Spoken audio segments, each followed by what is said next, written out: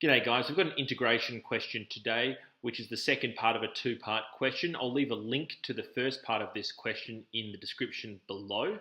But what we've basically got here is we've got a curve with the equation the square root of x plus the square root of y equals 3.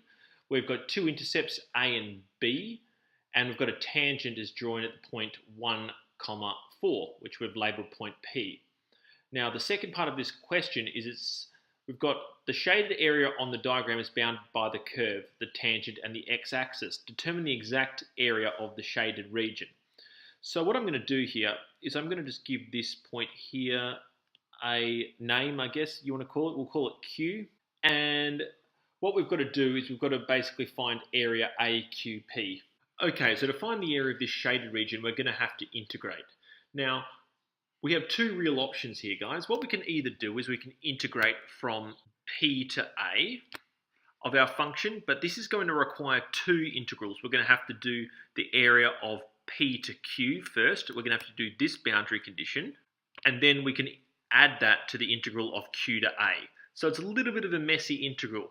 But what we can do, guys, is we can integrate from 0 to P. So we can take this integral if we're going to do it in terms of y, and we only have to do one integral. The reason for that is because we're not integrating with respect to two functions and then one function. We're integrating with respect to just two functions across the entire domain. So rather than integrate with x as our independent variable, we're going to integrate with y as our independent variable.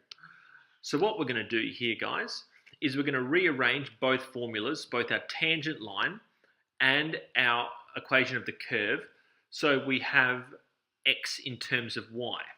So let's go about doing that. So to start with, let's do our curve, where we have the square root of x plus the square root of y is equal to 3. So if we're going to take this x in terms of y, we're going to have x is equal to 3 minus the square root of y, all squared. Now hopefully you guys understand the algebra that is involved in doing that. It's not too complicated. And what we also will have is we'll have the tangent line, x in terms of y. So this is going to be x is equal to 6 subtract y divided by 2. Cool. So what we're going to do now, guys, is we're going to write down our integral that we're going to use. So we're going to integrate from 0 to P in terms of y. So P in y is 4. So the area of this AQP is going to be the integral of 0 to 4, because the y coordinate of P is 4, of the curve, which is this function here. So we have, let's just put a big bracket, we have 3 subtract the square root of y, all squared. Then we're going to take away the tangent line. 6 take y on 2, and that's all with respect to y rather than respect to x. So we're doing it using horizontal rectangles rather than vertical rectangles. Cool. So what we're going to do is, if this was in an exam for 5 marks, we could evaluate the integral of this in a calculator with graphics facilities. But if we're being asked to do it by hand, or if you're stuck in the 1960s, let's go and try and figure out how we would do that so you know what the calculator's doing. So first of all, what we'd have to do is we'd have to expand this bracket here. So we're going to have the integral from 0 to 4 of, we're going to have 9 minus 6 square root y plus y. And then what we're going to have is this is going to be minus 6 over 2, which is 3, plus y over 2. And that's all with respect to y. Now what I'm going to do is I'm going to combine my like terms. So I have 6 take 3, and I also have y plus y on 2.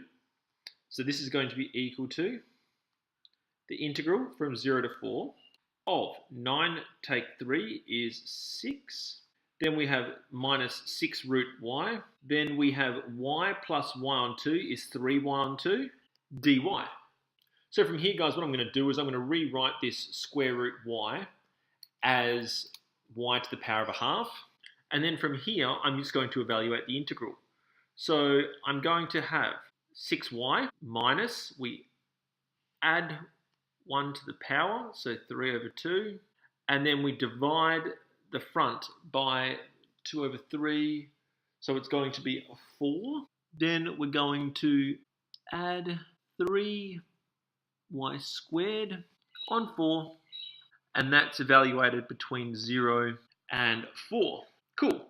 So once I've done that, what I can do is I can substitute my values in to the equation. So I'm going to be left with 6 times 4 minus 4 times 4 to the power of 3 over 2 plus 3 times 4 squared over 4 minus all of that at 0, which is simply 0.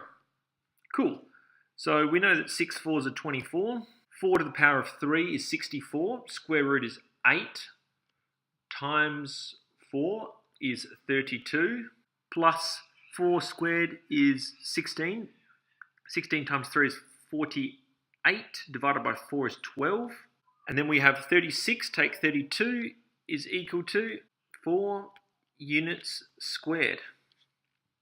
Cool. So guys, what I did here is, if we're going to have a quick recap, first of all, before I jumped into the question, I figured out, well, what are my two options with regarding integration? And whenever you're doing integration, you always will have two options. You'll have whether you can integrate it with respect to x or integrate it with respect to y, using vertical or horizontal rectangles.